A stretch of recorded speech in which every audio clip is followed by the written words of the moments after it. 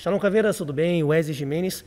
Não estranhe esse novo cenário, é um cenário improvisado, esse é o cenário do canal Caveira Podcast. Você que ainda não conhece nosso canal de podcast, vou deixar o link aqui na descrição para você conhecer depois sobre assuntos de defesa pessoal, artes marciais, assuntos policiais e sobre armas de fogo. Aproveitando esse cenário improvisado, eu quero falar com você do nosso canal Crama Caveira sobre camadas de proteção.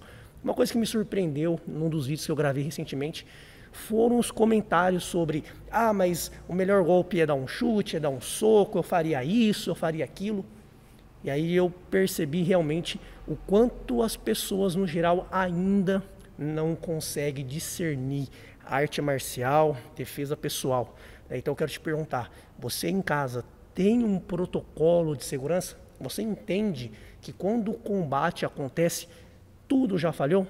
Você já parou para pensar que quando você vai dar um soco em alguém ou se defender de um soco, é a falha máxima do protocolo de segurança? Um dos grandes erros, de quem pratica arte marcial, sistema de defesa pessoal, é imaginar que tudo se resolve com socos, com chutes, com armlock, com uma facada ou um tiro.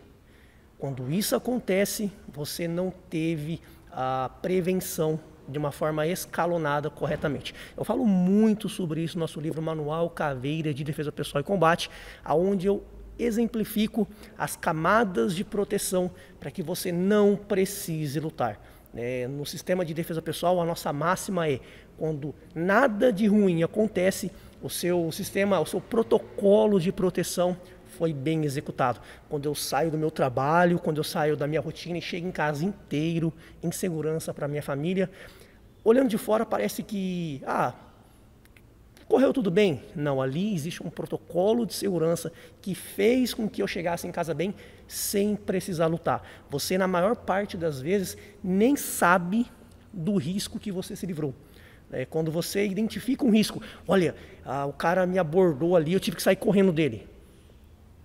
Esse risco identificável já é a amostra de uma falha de protocolo de segurança. Eu costumo dizer que a gente pode dividir esse protocolo como uma cebola. As camadas de proteção, imagine em casa, uma cebola tem várias camadas, e quanto mais camada você coloca no seu dia a dia, mais seguro você está, mais longe do raio de ação de um criminoso, de um valentão, de um cara que quer te dar um soco, do cara que quer te roubar.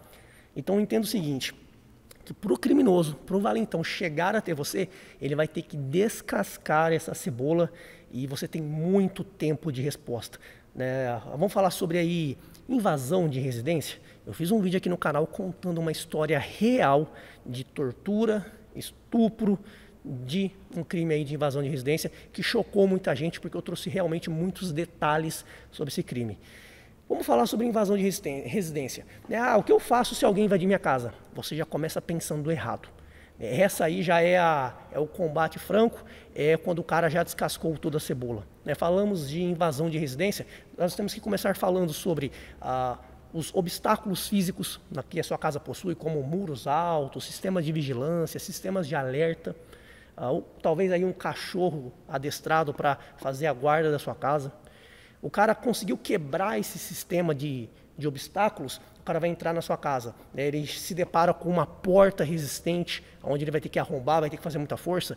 Ele quebra essa outra camada de proteção, e ele entra dentro da sua casa. E lá você tem alguns protocolos, como por exemplo, um quarto do pânico, um quarto de segurança, onde você tem, pode ser um banheiro, pode ser uma sala, onde quando você identifica que tem alguém arrombando o seu portão, arrombando a sua porta, você e sua família corre para dentro desse quarto, se tranca, porque ali o cara pode dar um tiro na porta que não vai passar, o cara pode chutar a porta e não vai passar, não vai arrebentar essa porta. Então você tem outra camada de segurança que o cara vai ter que quebrar para chegar até você, para chegar até sua esposa, para chegar até seu filho. Esse é tempo suficiente para você que tem uma arma de fogo usá-la a seu favor. Esse é tempo suficiente para você chamar a polícia, para você pedir socorro. Você está entendendo as várias camadas que existem até o criminoso chegar até você? Esqueça esse negócio. O cara tá mexendo no portão lá da entrada da minha casa, eu já vou sair lá e vou confrontar o cara, vou dar uma paulada, uma facada, um tiro. Você está pulando etapas, você está queimando protocolos de segurança. Entenda, quanto mais protocolos, mais difícil do criminoso te alcançar. Podemos exemplificar isso na rua também, no nosso dia a dia. Ah, mas eu não vou falar sobre invasão de residência, vamos falar aí sobre, estou andando na rua e um valentão tenta me agredir. Entenda o seguinte, a sua leitura corporal, a sua expressão corporal, a expressão corporal que você transmite, já começa a fazer parte também do seu protocolo de segurança. Os locais que você frequenta, os horários dos locais que você frequenta, como você vai vestido. Ah, mas eu não posso deixar de ser quem eu sou pela violência. O mundo realmente é cruel e não é justo. É claro que eu acho que seria justo todo mundo usar uma corrente de ouro ou os bens pessoais que ele tem em qualquer lugar, a qualquer hora. Mas eu achar isso não torna o mundo um lugar mais seguro ou não. Vai você, ostentando um celular caro, uma pulseira cara, alguma joia, num local de conhecido roubo. Um local onde as pessoas roubam, as pessoas têm uma taxa de criminalidade muito alta. Não adianta você chegar e falar para o criminoso, eu tenho o direito de trafegar aqui, nesse lugar, com segurança e não ser roubado. Sabe o que vai acontecer? O cara vai dar risada da sua cara. Então você tem que enfrentar a realidade como ela é e tentar... Você não concorda? Ótimo, mas viva a realidade para que você não seja mais uma vítima. Então eu sabendo que em determinado trajeto do meu dia a dia é um local sabido de roubo, de furto, de sequestro, por que não adotar um protocolo de segurança e não passar por ali em determinados horários? Se eu tenho 3 alternativas de rotas, por que não escolher a mais segura?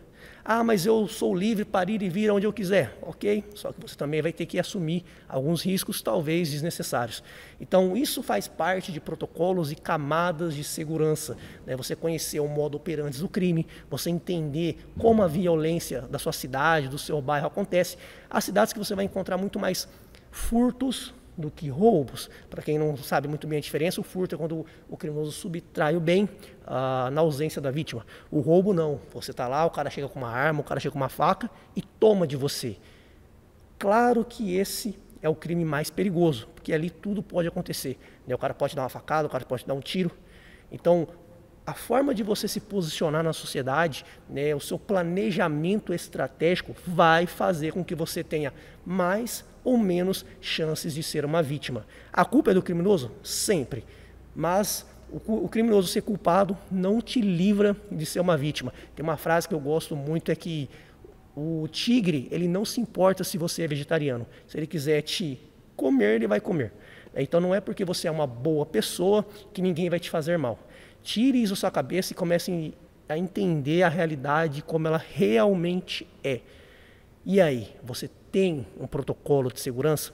Você tem uma camada protetora ao teu lado antes que alguém chegue até você? E a outra pergunta que eu te faço é, quais são os seus gatilhos? Gatilhos? Sim, seus gatilhos de defesa pessoal. Imagina o seguinte, meu gatilho, eu vou dar uma experiência pessoal. Eu tenho um gatilho de controle de distância. Estou numa situação onde eu vou evitar me colocar em momentos vulneráveis. Eu estou andando numa praça, estou aqui no centro de São Paulo, vou andar numa praça, eu visualizo lá na frente que tem várias pessoas em atitude suspeita. Está 35 graus, 40 graus, o cara está de jaqueta, está encostado nos cantos, observando todo mundo que passa. E ali já é uma região que eu sei que ocorre muitos roubos e furtos. Eu vou evitar passar por esse lugar, obviamente, mas ainda que eu passe por esse local, ok? Sou teimoso, estou desatento, eu sou o bambambam, o criminoso, o culpado é o criminoso, e vou passar por lá, porque eu tenho direito de passar por lá.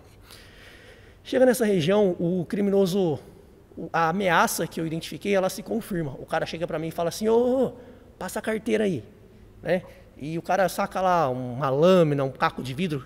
Não ria, porque caco de vidro hoje está sendo muito utilizado, porque as pessoas, mesmo com um objeto com tão baixo poder ofensivo, estão conseguindo roubar outras pessoas, porque as pessoas estão destreinadas e amedrontadas. E o cara, para trás, fica aí, tenta manter distância, ou se eu julgar que não compensa reagir, tá bom, perdi, tá aqui meu celular. Qual é o meu gatilho? O meu gatilho é o seguinte, esse é o meu gatilho, você tem que ter o teu gatilho. Eu fui surpreendido, o cara me pegou literalmente de calças curtas, me pegou de surpresa, eu estou sendo roubado, que seja até com uma arma de fogo. O cara pede meu celular e eu identifico que aquele cenário realmente parece que é um roubo e o cara só quer o meu celular. Estatisticamente falando, a gente sabe que não reagir a um assalto é mais seguro. É garantia de segurança para você? Não, é garantia de segurança para o criminoso que você não vai reagir. E ele não vai sofrer nenhuma consequência física. Mas, estatisticamente falando, ainda assim, é mais seguro não reagir. Eu sei disso, eu vou agir na base da estatística, né, dos fatos. Então eu vou lá, cara, tá tranquilo, perdi, não faço um movimento brusco, vou entregar meu celular.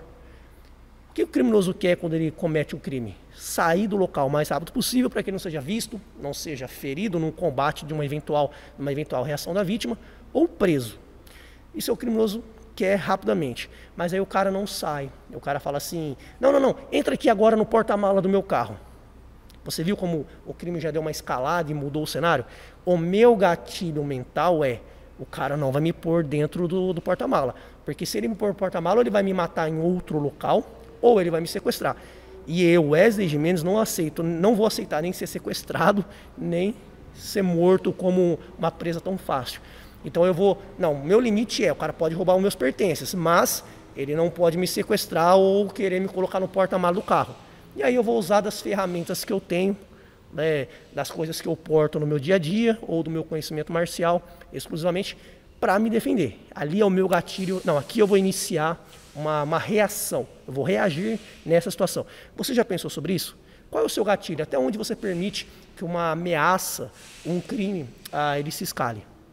Se você não tem esse gatilho mental, sabe o que acontece? Você vai permitindo, você vai abrindo exceções até o momento em que você não consegue mais se defender. Né? Aquele roubo do celular passa a se tornar um sequestro, aquele sequestro o cara te leva para uma casa abandonada, você já tem bem menos chance de defesa, porque eu estava aqui num ambiente público, né? Ou ainda que mais isolado, mas num ambiente público onde eu possa correr, eu possa gritar, pode passar uma viatura, o cara me põe dentro do carro e me leva para um outro ambiente. Já ferrou muito, porque agora eu estou isolado, provavelmente amarrado, num ambiente onde eu não conheço, não sei onde eu estou, ou seja, total vantagem para o criminoso. Agora ele está no controle absoluto da situação. Se você tentar reagir lá dentro de um cativeiro, as suas chances são infinitamente menores do que se você tivesse reagido lá na abordagem.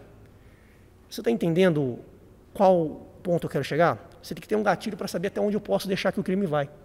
O cara está te ameaçando, numa discussão qualquer, o cara aponta o dedo na sua cara. O meu gatilho mental, eu não vou dar um soco no cara porque ele apontou o dedo para mim. Então eu mantenho distância, cara, para trás, se cair, controla essa distância. Mas o meu gatilho se ele entrar no meu raio de ação, ou seja, onde ele me alcança, simplesmente esticando o braço, e eu não conseguir mais controlar a distância, eu vou bater primeiro. Esse é o meu gatilho mental. E o seu? Você já parou para pensar nisso? Talvez você fale, mas se ele me der um soco, eu reajo.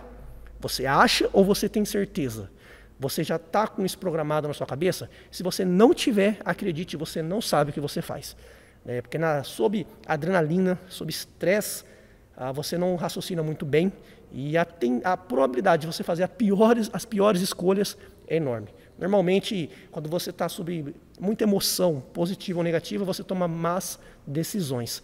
Quando você tem um protocolo, quando acontece isso, eu faço isso, ou eu aceito até aqui, fica muito mais fácil de você agir praticamente no automático. Você não requer um raciocínio muito fino, porque aquilo já faz parte do seu protocolo de segurança. E você precisa ter protocolo para tudo. Você precisa ter protocolo para entrar e sair dentro de casa, no seu carro. Se o cara me abordar, o que eu faço? Você tem esse protocolo?